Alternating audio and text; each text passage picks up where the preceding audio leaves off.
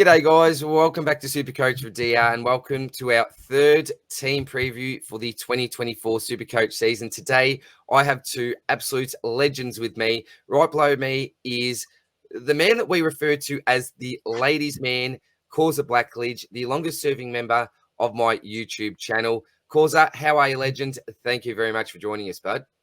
I'm good, DR. Thanks. Excellent, mate. Very keen to hear your insights about your beloved Roos. And I think most of you will already know this man. He is, in my opinion, the hardest worker when it comes to content creation in the SuperCoach even, YouTube space. And that is my man, Big J from the Centre Bounce. How you going, mate? Thank you very much for joining us. Thanks for having me on, DR. It's great to talk AFL and talk North Melbourne and SuperCoach. So happy to be here. Looking forward to it, mate. They're a super relevant team, I think, for us this year. And we've sort of swapped positions, Big J, because I've been lucky enough to feature on your channel a couple of times already this pre-season. But I'm the host tonight, mate, and you'll be doing most of the talking, which will be nice.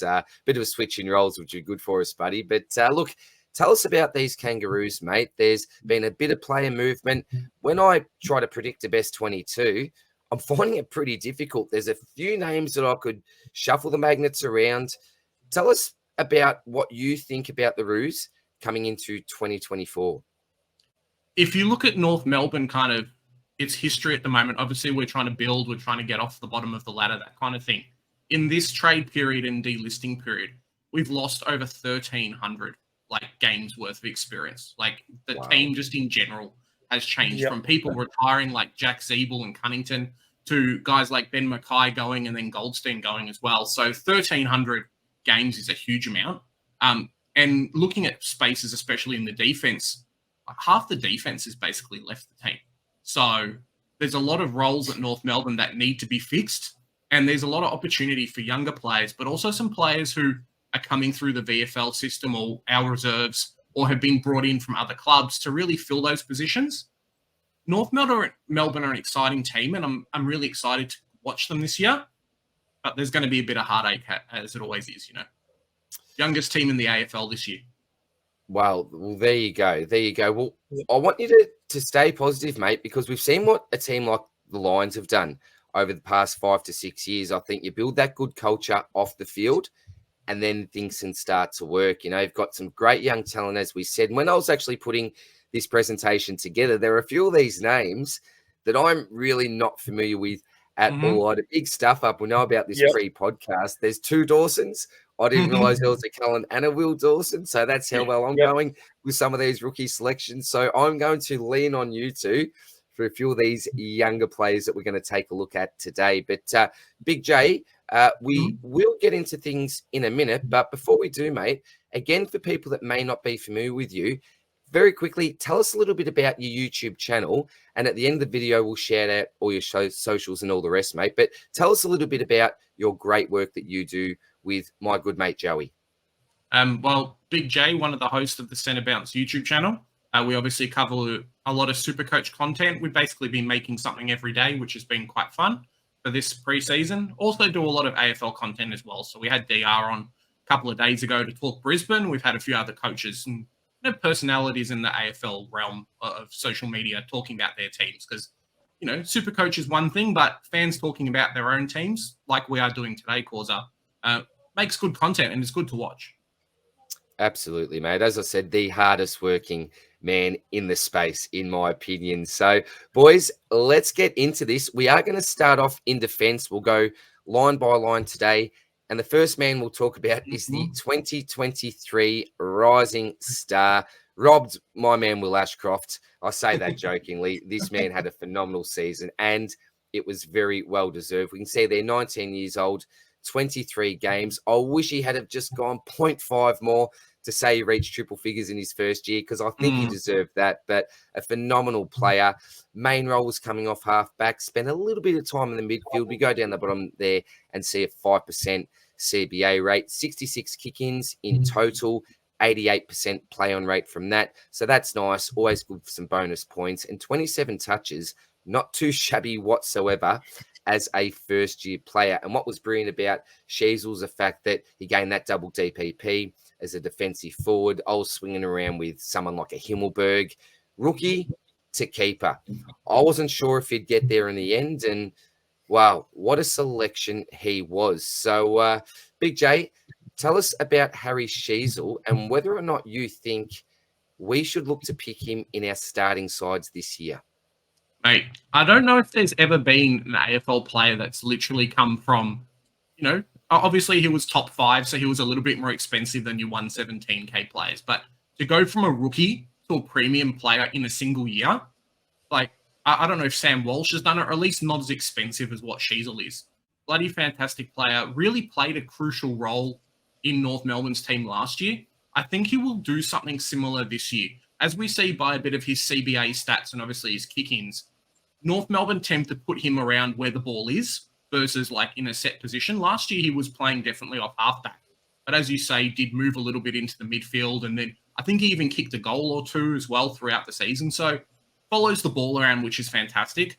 The only issue we really have with him in the preseason is just because, I alluded to at the start of North Melbourne being, the defense basically half of it leaving. A lot of those positions are quite fluid at the moment. And there's a few players that might be going for that coveted half-back role, which could leave Sheezel to maybe playing a little bit more mid, a little bit more forward, or just kind of floating around a little bit, which obviously in SuperCoach is a little bit of a red flag for us. Absolutely. Corza, do you think this man might play a little bit more midfield this year, even push up to the forward? What are your thoughts on the Shees, mate? As a junior, he was obviously a midfielder / forward. So I think he might do that this year. It seems like that he is a better user, maybe forward of the ball, so we can get Larky more goals to try and get him the Coleman as well. Yeah, it's going to be really interesting, isn't it? Because he could play a variety of roles. As you said, in the junior days, spent a lot of time up forward. We saw what he did in his debut year down back. Obviously, looked pretty nice for the midfield as well. But I think from a SuperCoach sense, and this isn't from a fan's point of view whatsoever, but from a SuperCoach sense, we want this bloke playing at halfback. We want the same role as what we had last year. Lots of people, and it depends on player to play, but when we hear midfield role, our ears really start to prick up. But at times, that's not the ultimate role for particular players. And it's someone like a Sheezel, I believe, anyway. So, look, maybe not a starting pick. Keep him on your watch list. Certainly not rubbing this guy out and saying don't pick him. If you like him, if you've got some good gut feel, if you think he can really continue on and extend from his debut year and maybe push that average to even 105, then go for it. But at the price, we are really paying up. Not like we were, last year getting him at an absolute bargain. Joe and I had Sheezel in our power rankings as a top, 6th defender for the year, but totally agree that maybe not a starting pick, just to try and work out exactly where he's going to be. But also, if he plays a lot mid forward, could he get 35%? And could he be a defender forward? That's my thinking as well. I had a thought of this. Does he play enough forward time to get DPP as well eventually? So he could be even more valuable. That defensive forward status again. That'd be nice and handy, wouldn't it? All righty. We're going all the way down now to a man that I didn't really know existed, to be quite honest. It's Kallan Dawson, 25 years old, taking the mid-season draft. Only the one game last year, scored 41, 9 disposals, 2 contested, and the 1 tackle. Now, we think he's going to play a defensive role. We're pretty confident he's going to play a defensive role, possibly that third tall position. But the big question that I think lots of coaches will have on their mind, is he in front of Toby Pink? We're going to talk about him in a sec, but I've seen Pink in a lot of sides so far, almost one of those automatic D7 to D8 type selections. But Big J, who do you currently have in front? This man, Kallan Dawson, who we are paying up a little bit more for, or Toby Pink? What do you think, mate? From what I'm seeing from all the preseason reports and everything, it is Cal Dawson. Toby Pink was brought in to definitely play that role, but Cal Dawson just last year VFL was doing very, very well. Obviously, North Melbourne losing a lot of games means the ball's going to be in the defensive line, but has come into the preseason, the players have been talking about which kind of 3 or 4 people are, best in form at the moment. It's been Kallan Dawson. Wow, I think he's put a little bit of size on at the moment. He is 196 centimeters, so can kind of play that third defender. Leave someone else who we'll talk about now, and Aiden Core is maybe the main 2 keys. And then Kallan Dawson has been, probably that third and then an interceptor type. He's surprisingly mobile for a 196 centimeter player as well. So it is something that maybe we haven't had as much in the past that he definitely offers for us. So I'm thinking Kallan Dawson's number 3, maybe a Pink and some other players might VFL starting, and then they'll push for spots. But definitely in the next couple of weeks of preseason games, I can see this guy lining up in those positions as opposed to Pink and some others. So sounds like a realistic option. Corza? Yeah. Is he someone that you're considering or at least have on your watch list, mate? It sounds like what I've been hearing. All the players, when they're saying who's been MVPs, they've been saying like Lazzaro, they've been saying Kallan Dawson. But what I've been reading in the depth column has been Toby Pink. So the only problem with Dawson is the inflated price because he played that game last year, similar to a lot of super coaches. I know there's one from Richmond who a lot of people are cranky about him now being 200K plus. Dawson kind of he played a game last year, so now he's averaged at that price. Just another gift from the SuperCoach gods. Thank you very much, as usual. Now, with Pink here, we've already talked about him a little bit, but he did have, previous AFL career with the Swans as well, 194 centimetres, did help lead his Sandford side, Glenelg, to a 2023 premiership in the Sandford Team of the Year. So had a really solid year at the lower levels, but yeah, it doesn't seem like he's going to be starting off in the best 22. And that's a big question I think everyone's asking. Is he best 22? Well, it seems like possibly not at the moment, owned by 24.9% of the comp. So that's basically at this stage, a quarter of all teams that have this man on the bench. So is there anything else that we can add to this, Big J? Is there anything else that you want to let us know about Toby Pink? I think he's just going to be bench coverage at the moment. I think he did win Glenelg or the Sandfuls best defender award last year. Okay, and then so pre-COVID he got delisted from the Swans, and then he ended up on North Melbourne's VFL list, but the VFL basically got cancelled in 2020. Yeah, that's correct. No one could play, so he ended up going back to South Australia, got in with Glenelg, definitely helped them out with their winnings and things like that, and then came back to North Melbourne. So I think he's going to be depth. I think it is one of those, the ownership is because he's one of those cheap players that was talked about earlier on when SuperCoach opened. As kind of the preseason games and things happen, I don't think he's going to feature as much, which means that ownership is really going to drop.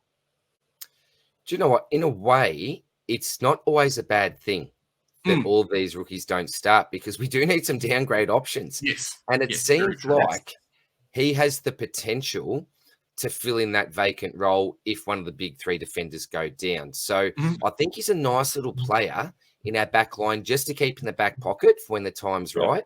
And hopefully that'll be at a really nice stage in the season. Can never predict these things. And who knows, he may just go on a red hot run and manage just to get over the line to get that first 22 position. We're not sure at the moment. A lot of water to go under the bridge. But yeah, even if he's not selected round 1, I think he, could be relevant at some stage this year anyway. Alrighty. Will Dawson now. So the other Dawson, 18 years old, selection 22 in the draft, currently owned by 2% of coaches. Got some nice DPP there, that defensive forward status. Big J, can you help us out here? What do you know about Will Dawson? There were a couple of players that, North Melbourne had those picks in the teens that ended up being, early 20s picks in the draft. There are a couple of players, I know Lance Collard was on my list, but when I started seeing the Will Dawson highlights, I wanted this kid at North Melbourne. Do yourself a favor and watch his kind of aerial work. It is bloody fantastic there. This kid, I think he's like 203 centimeters now. We picked him up. Okay. We picked him up. I think he only qualified for the draft by a week. So we got him when he was 17.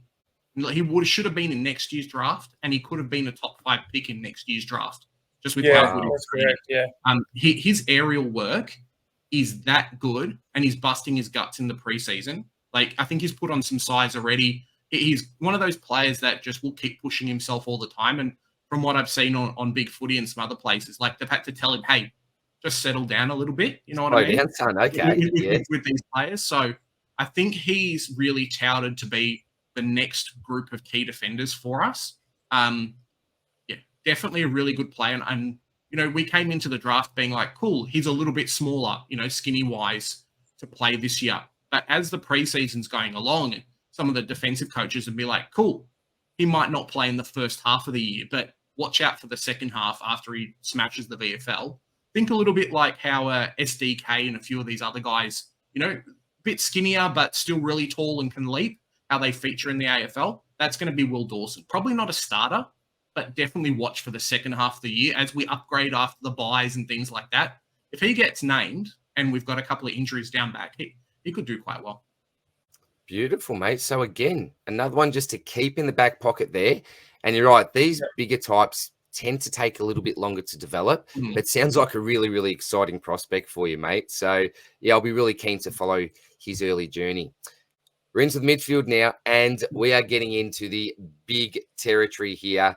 This is the big dog, the LDU or UDL, as my best mate Brent always refers him to. 24 years old, 14 games last year. We'll talk about his durability in a sec, but that 2020-23 average 113.6. It was a real breakout year for LDU. A touch over 27 touches on average, 13 of those contested, 4.5 tackles. Currently owned by 15.7%. I'll put my hand up. I am one of those people. Not me yet. I'm not yet. Last year was 81%. Now, for some people, he is a bit of a burn man from last year. We know what happened with that absolute drama that laid out.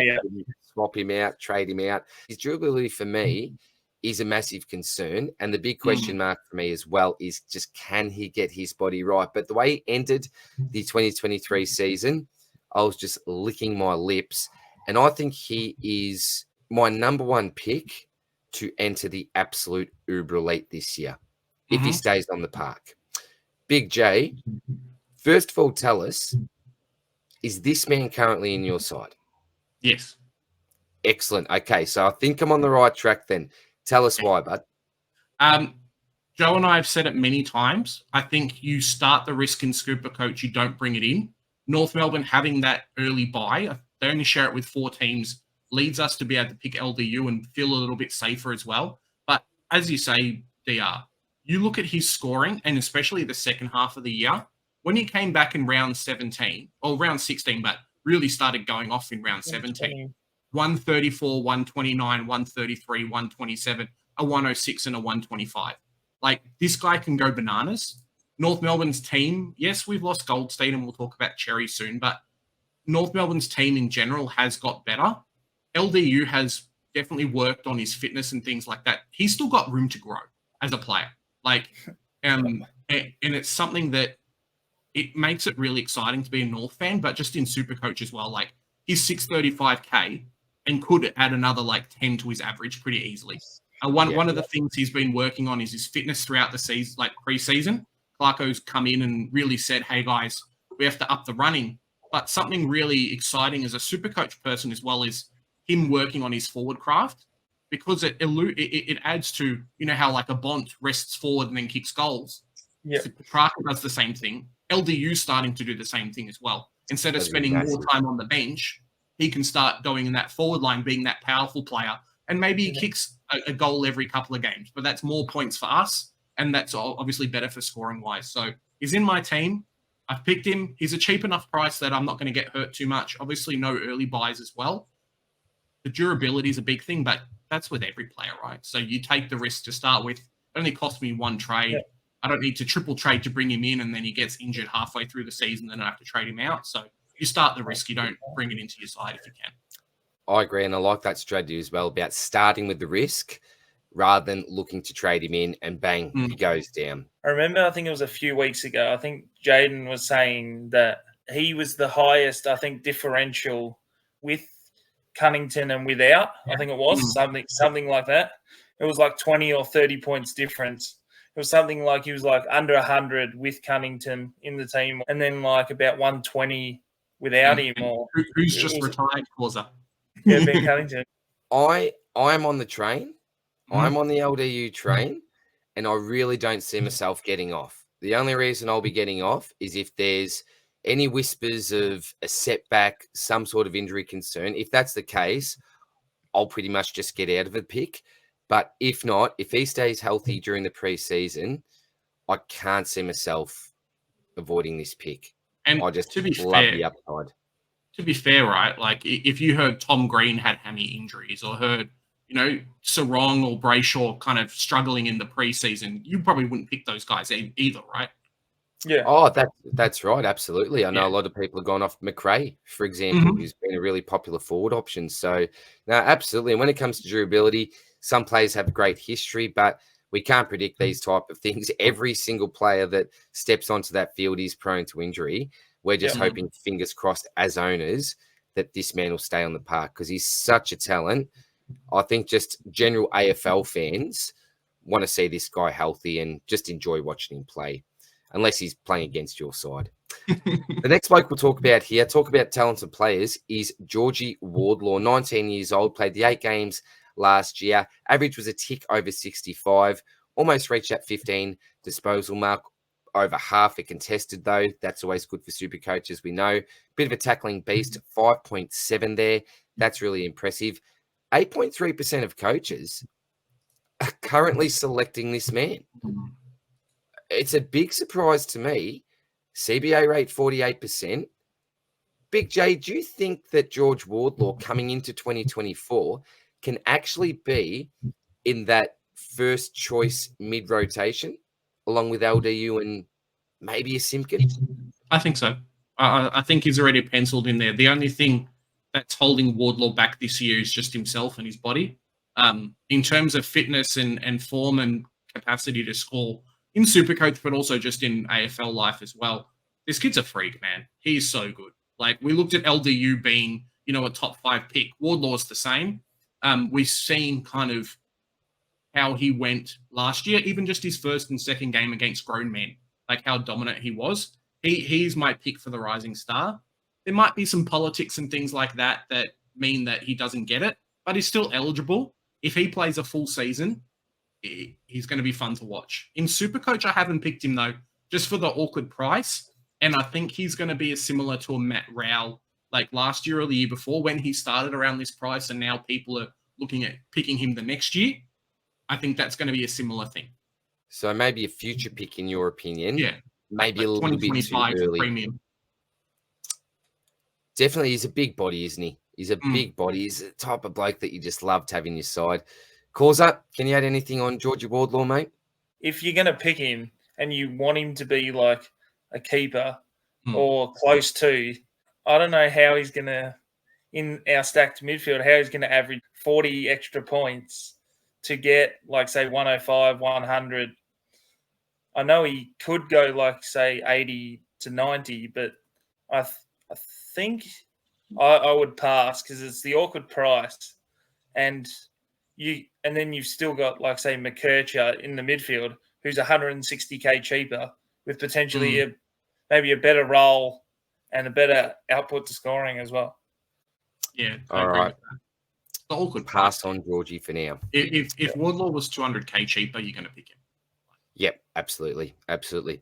Well, the man we just talked about then, Colby McKercher, 18 years old, selection 2 in last year's draft, 62.9% of the competition own this bloke. And I think that's for good reason. In my opinion, he's an absolute lock and load rookie, turning heads at training. I remember reading a quote from Jai Simpkin, just going, bloody hell. He was, eyes popping out of his head. This guy is just some of that footage amazing. Is ridiculous. Yeah, just turning heads at training. So everything looks to be tick, tick, tick for me at the moment.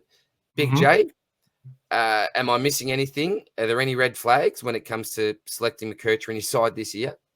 No, I don't think so. I mean, his best 22, everything like that. Similar to a Sheezel, I think there's a little bit of just, hey, we have to wait for the preseason games, but this kid's going to play every game. He's going to be around the ball. He's going to be a really good distributor for us. Think like Zach Merritt 2.0, but quicker and better on both feet.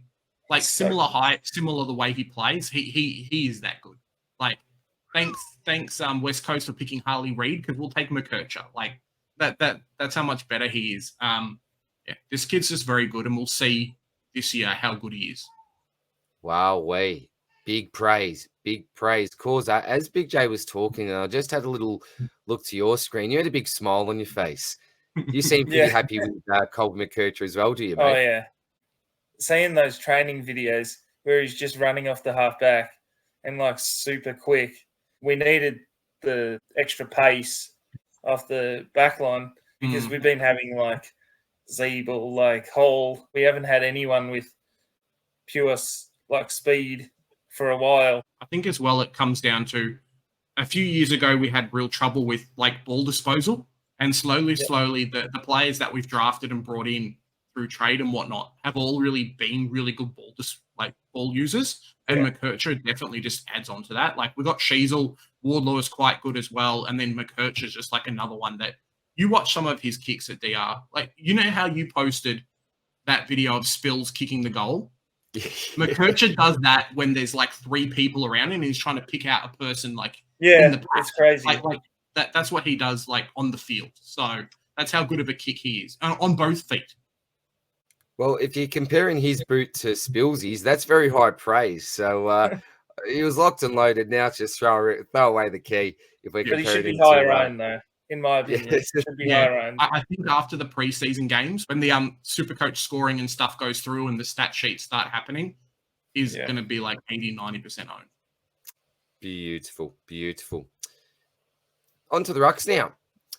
Tristan Xerri. I must admit, when the team picker came out and I was selecting my ruck line, I actually went with Xerri.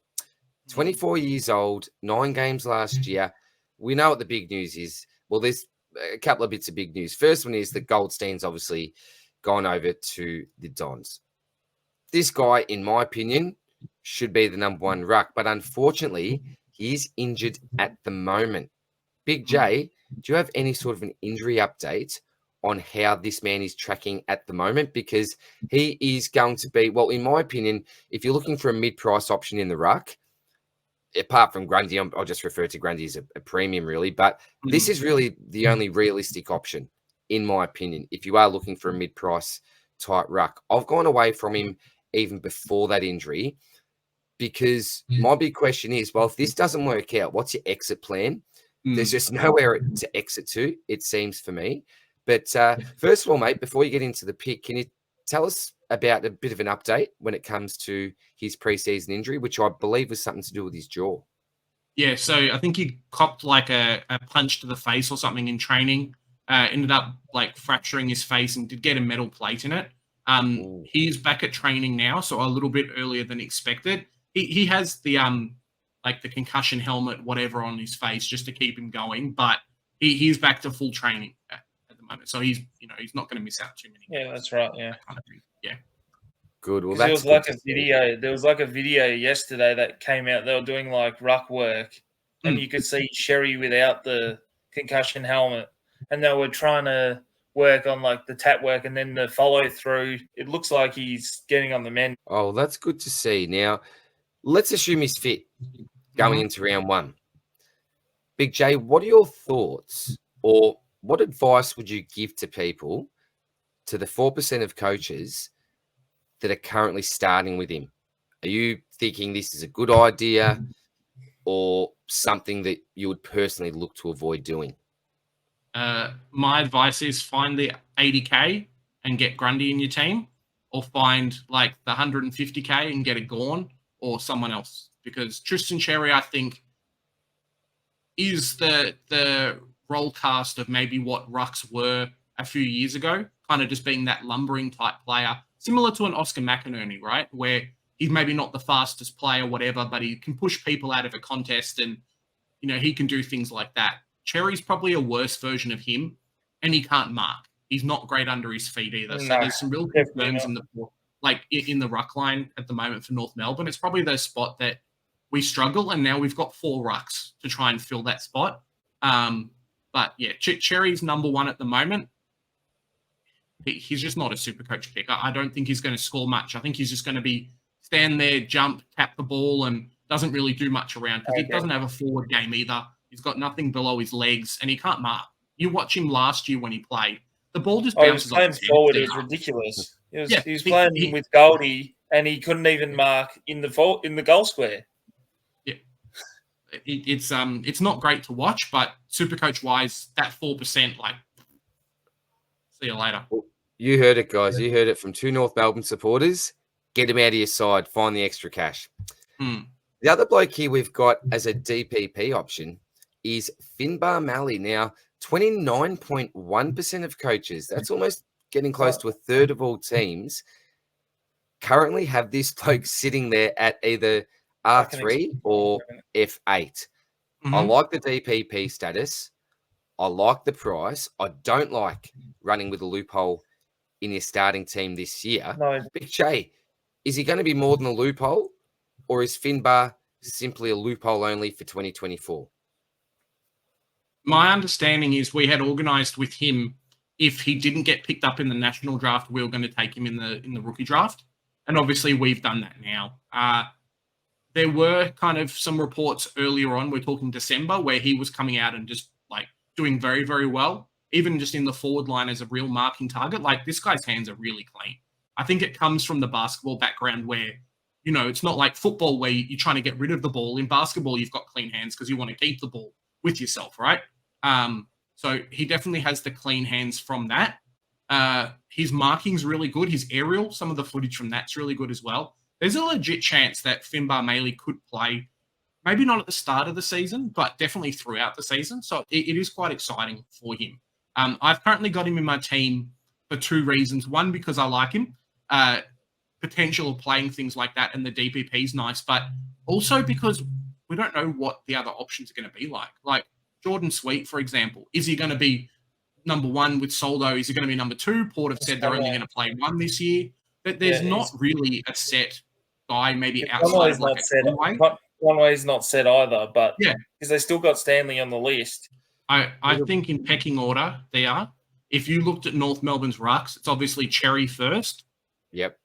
Potentially CCJ, but he still suffers with the same problems as Xerri. And Maley might be number 3 already, like just coming straight into the team. So that's how good this kid is. Watch for the preseason games to see if he's the one that lines up with Larky in the forward line if we decide to run 2 talls. But I could see us doing that. He's a decent kick in front of goal as well. Big watch and see over the next like 3 or 4 weeks of the preseason games. Well, I think for me, if we don't have a playing R3, this is probably the bloke to select. Cheap rookie price, DPP.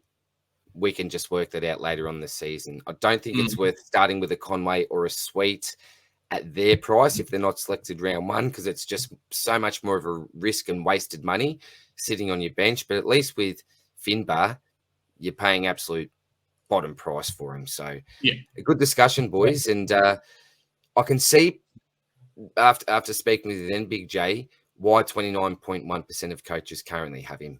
If we get someone else, then we'll cross that bridge then. All right, on to the forward line. Now, this bloke, ownership has actually gone down. He was a pretty popular selection when the first team picker came out. It is Zac Fisher. Obviously came across from Carlton, 25 years old, so should be coming into his prime. Only 12 games last year. Average under 70, 67.8. A tick over 20 disposals on average. 5.5 of those contested. Just over 1 tackle. 4% CBA rate. So spent a little bit of time in there, but nothing too much. But as we know, he's had a bit of an injury setback. It was a hammy. Big J, do you know how Zac Fisher is currently tracking at the moment? Is he back in full training or still waiting out in the sidelines? I think he's in the rehab group at the moment. Some people saw him at training because obviously they train on Friday, so they saw him on training today. He was with the rehab group. I think his ownership to start the season, everyone was hyped. Zac Fisher, forward premium, 360, 370K, whatever. I think his ownership was about 35%. And as you say, it's dropped down to 5.6. I think that was right. Yeah, what Tim Mitchell had on his article of team picker teams, he had like the whole top 50 list. And I think Zac Fisher was like really high at the start when he released that, I think. Yeah. The only problem is he had hammy issues at Carlton. It was partly why they said, cool, you can go somewhere else and see what you can do. And then he's had 2 hammy issues already in the past 2 months at North Melbourne. So I think that's why a lot of people are avoiding. And also the fact that I think it's basically the forward line now has turned into pick Flanders and then like 200K mid prices at the moment. Sounds like So that's definitely the trend at the moment. Yep, I agree. I just think the price is very awkward as well.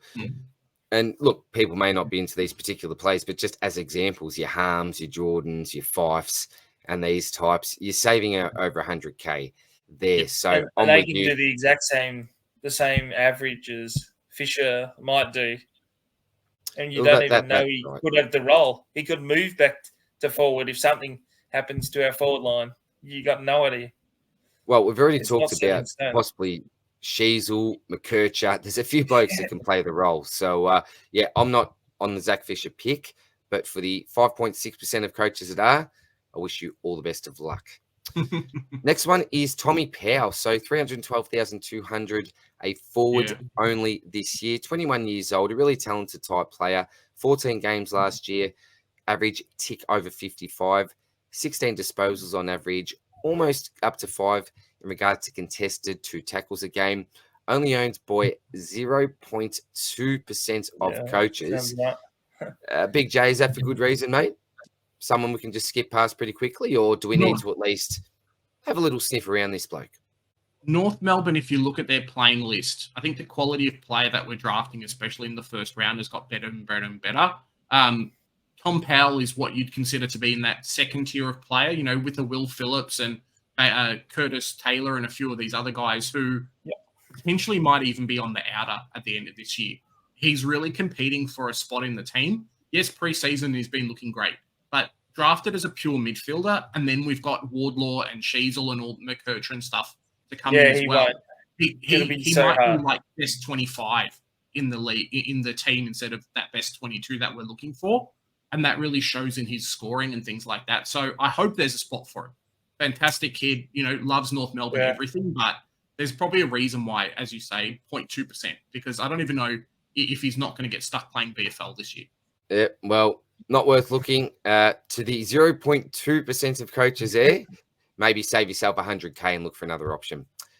The next week we have here is Charlie Comben. Now, but in the past, this bloke's been a great loophole for us, hasn't he? That ruck forward that I think about half the competition owned a couple of years ago. But last year, 7 games, 45.1 for an average. There's been a bit of a role change. Now playing in defence. And I've heard that he's pretty much solidified in the best 22. I saw a Twitter video, lovely long kick from him. Will he be getting some kick-outs? There's a little bit of a bonus there. Big J, is he currently in your side, Charlie Comben? Not in my team, but definitely could push a spot into my team. I want this kid to succeed so bad. Similar to an LDU and a Wardlaw and stuff, North Melbourne, if you just kind of go over their injury history at the club, so many good young players just get smashed. Even Tom Powell and Will Phillip, everyone seems to be having injuries at the club. So hopefully that's fixed. Charlie Comben, if you watch his games last year when he played in the forward line, all of the attributes that he had there, strong marking, good in the contest, everything like that, transfer over to defense. And I think we're seeing a lot of these guys who maybe were picked up as forwards, something happens with their bodies, things like that. They can't do it in the forward line anymore. Now we can do it in the defense, and they're so much better for it. So that's why he's made the move. He's the right height. Everything's there. Really competitive player. It just comes down to, can his body hold up? And at the moment, it's looking like he is. Wait for the preseason games, but training footage, everything. He just stands in front of Larky and says, "Mate, I've got the ball." That's how he is at the moment. Yeah. Seems like one to put in the watch list then, Corza. He'll have a best 22 spot. I'm just worried, his billing's going to get a bad role. I just think he's the safest to lock in a good role compared to some others around the same price. Very, very interesting, mate, because there is a fair bit of competition around this price. So, look, Is a pod at the moment, Corza? You are with the 1%. We don't call it competition. We call it opportunity. There's a lot of opportunity around this price. A lot of guys around the same price that can do different things that we need. That is right. I'm talking about being positive on these podcasts. Yeah. We need to be glass half full. Big J, thank you for getting me back on track there, mate. All right. Charlie Comben, officially on the watch list now that you've got him, Corza, but certainly a pod. 1 out of 100 coaches are going there at the moment.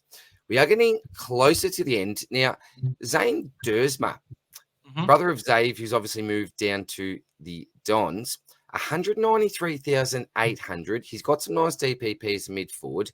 Pick number 4 in the draft last year. But I'll tell you what, I am surprised by this. I think this is on namesake, it seems like, as well. 44% of the competition selected him in their sides. My jaw just dropped to the ground. I just don't see an optimal role for this bloke. Is he talented? Absolutely. But is it the fact that he's pick number 4, people have seen that DPP, thought, well, North Melbourne may struggle. He'll get some opportunity. Let's just lock him in. I'm just not too sure. Big J, do you see any attraction to this pick? Is there something I'm missing with the Zane Duursma selection? I think what you just said about him being an early pick, North Melbourne, that kind of thing, definitely solidifies why people have picked him. I don't have him in my team because he's going to play predominantly forward. You rarely see in SuperCoach. Like, if you look at it, our forward line at the moment, Harley Reid, cool, going to play halfback. I've got Darcy Wilson and Caleb Windsor and all these other players who aren't going to play forward but are forward selected. No, they're going to play wing. Yeah, they're going to play somewhere else. So we rarely pick forwards who are forwards in the forward line in SuperCoach. Very rarely ones who are 193K. And then from a worse team where they might not even get the ball delivery every week. So I think a lot of people are going to maybe placeholder and then someone else will come in. But yeah, it's a no pick from me. The kid's going to be fantastic. I think he'll play basically every game barring being injured. There's a lot of competition. People say North Melbourne are a bad team, but there's a lot of competition for spots. Oh, yeah. We might not be great, but our best 22 is very hard to get into. I think Duursma will do it if he kicks. I think the first intra-club he kicked 4. The next one he kicked 2 and did quite well. Yep. Used as a bit of a link-up player as well. Yeah, high half-forward type role. A little bit like what Eddie Ford was doing last year. So I think we'll see him play. But as a SuperCoach scoring option, I wouldn't be surprised if he lost money in the first 5 weeks.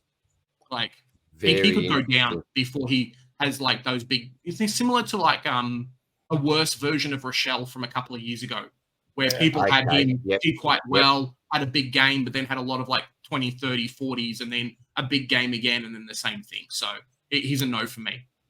Awesome. Seems like we're thinking exactly on the right track there, mate.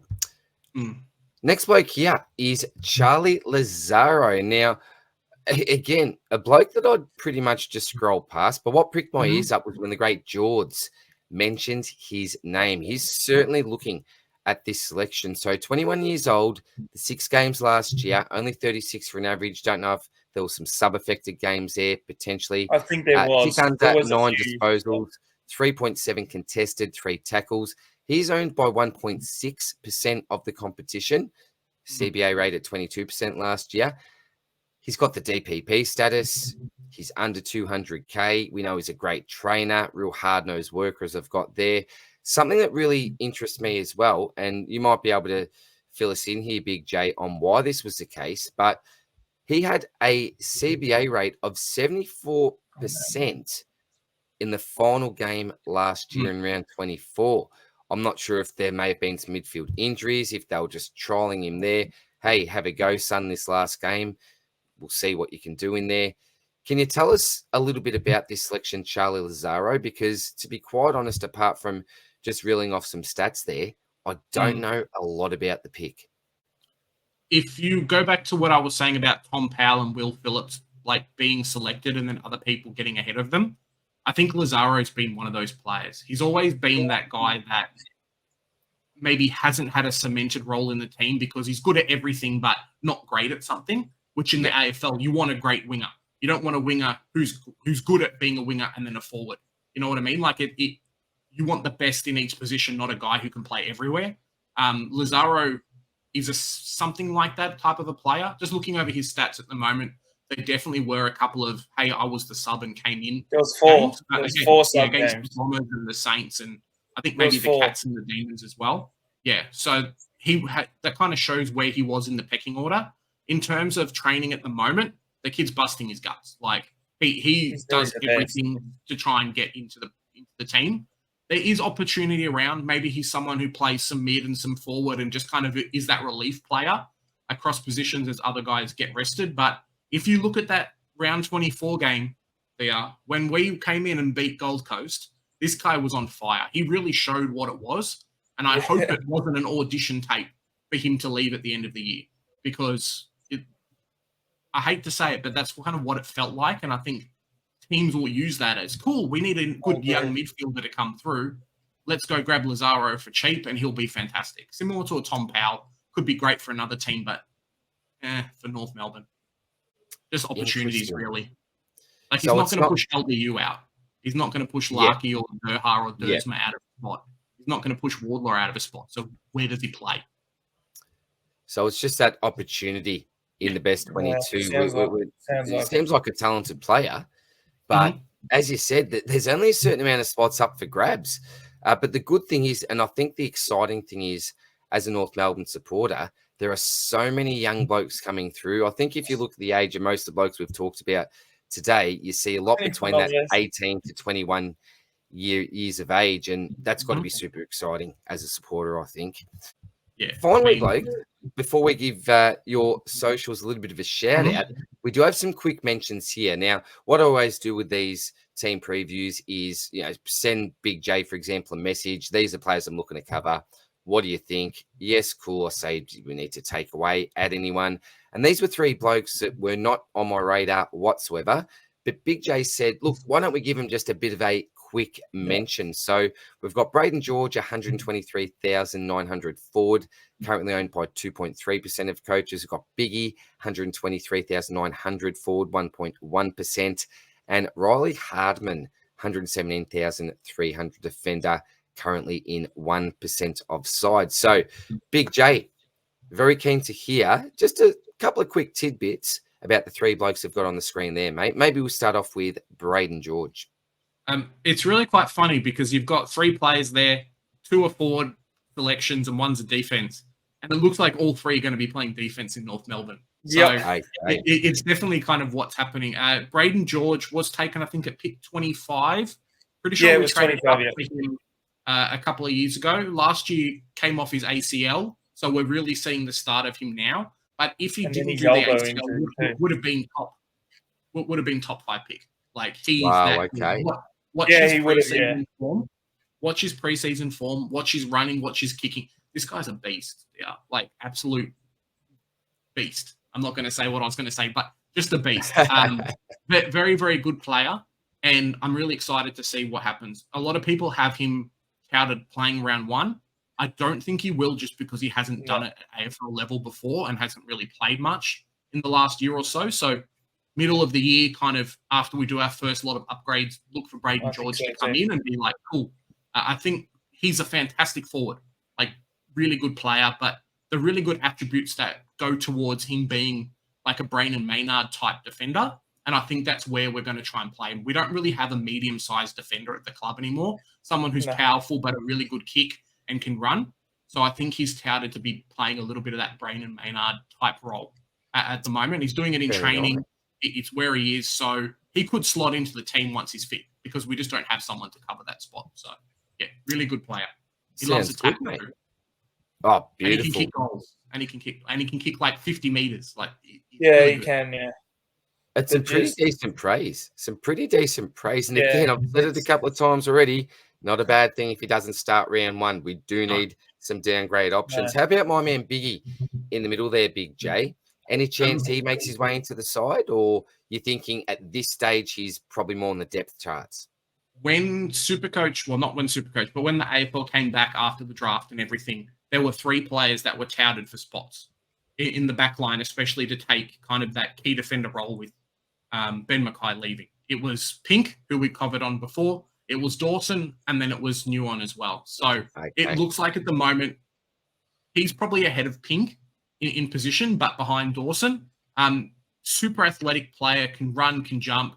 Surprised Richmond gave him away for so cheap, but it might have just been an opportunity thing, being like, cool, fight for a spot in the 23-play AFL versus being VFL cover. He can basically key defend, really athletic player, but also can ruck as well. So maybe a little bit in that might push him a little bit further ahead if we need someone to come in and cover for like a Xerri, if we decide to do that. So there is potential to do it. But you watch him at training, and from all reports, he's there kind of guiding the players around, saying, hey, go here, go there, that kind of player as well. So I think that kind of leadership pushes you a little bit further on field than someone who's just playing a role, right? Very good, mate. Very good. It'll be really interesting, won't it, to see what happens with that defensive spot. 3 blokes really gunning for it, and all have upside in their own ways as well. So I'm really looking forward to seeing who ends up winning that position, at least early on the season. The last bloke we're going to touch on is Riley Hardeman. Now, 117,300 defender, a really nice price. Tell us a little bit about this man, Big J, and why you wanted to quickly cover him before we finish the vid. It's more just from what I've seen, in his development over the preseason. He came in, he was another one of those one sides, alongside Dawson and Goat, who we picked up as well as those, as those kind of teen picks that turn into early 20 picks. Fantastic running defender, has done a little bit of wing in the junior years as well. Might compete a little bit with a Brayden George or a Goda for that type of position, but he's basically come out and said, look, I want to be this year's Sheezel for North Melbourne. This is the aspiration that I have. I really think that maybe middle of the year he comes in and just cements a spot after some VFL form forces him to be selected. But he's a very, very good player. Tell you what, trying to replicate what Sheezel did, shoot for the stars, and I like it. Aim high, aim high. Nothing wrong with that whatsoever. Well, boys, we have come to the end. That was absolutely phenomenal. Really, really enjoyed that chat. Well, what did I get out of it? I got many things out of it, but one thing is we may have many, many options during the season when it comes to our downgrades, because how many blokes have we talked about that could feature at some stage during the year? This initial round one side is going to be a massive watch for me, a massive watch. Even that 23rd player, who is it going to be? It seems like there's so many players with different attributes that could really fill that sub role, for example. So I'm really looking. But it could change every week. It might not be the same person. It's going to be a really tough one. It's not like it's set in stone who it could be either. Absolutely, Corza. Absolutely. Well, Corza, thank you very much for joining us, mate. As I said, the longest serving member of my channel, not really in the content creating space, but you are one of the biggest supporters of all creators out there, Corza. So thank you very much for coming on, ladies, man. And Big J, mate, thank you very much for giving up some of your time. As I said, you spend most nights putting your own content out. So I really do appreciate you giving up some of your time, mates, and coming onto the channel. Before we let you go, give us a bit of a shout out with your socials. We can see them down the bottom there, but tell us about any content that you've got coming up, because we know that there's stuff getting pumped out every day, mate. So what do you got going on, mate? You guys can reach us at the Centre Bounce on YouTube, Centre Bounce or Bounce Centre on Twitter, or the Centre Bounce on Facebook that we're going to try and grow as well. Before I get into the content, we're running our SuperCoach League where DR's son magically came in and won one of the prizes last year. So congratulations to him. There's a jersey on offer, a couple of tickets to an AFL game, and then an AFL voucher as well. All you got to do is join our league, check out our videos. You'll see the link in the description.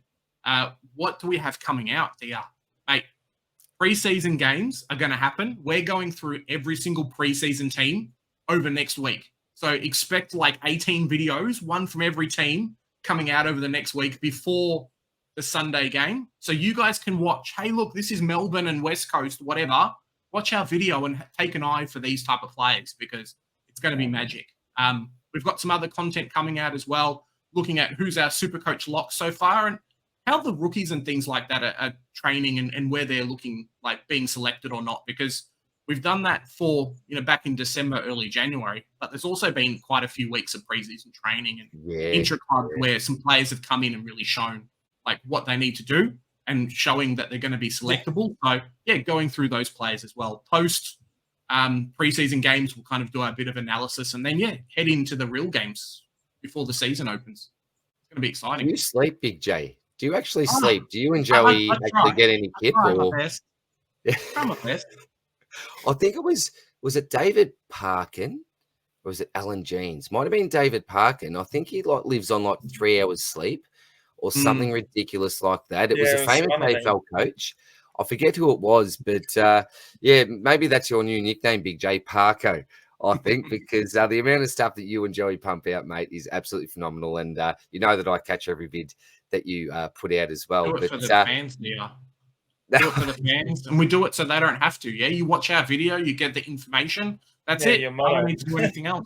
That's the catchphrase, and for good reason. So, guys, thank you very much for sticking with us till the end. I think North are going to be a super relevant side this year.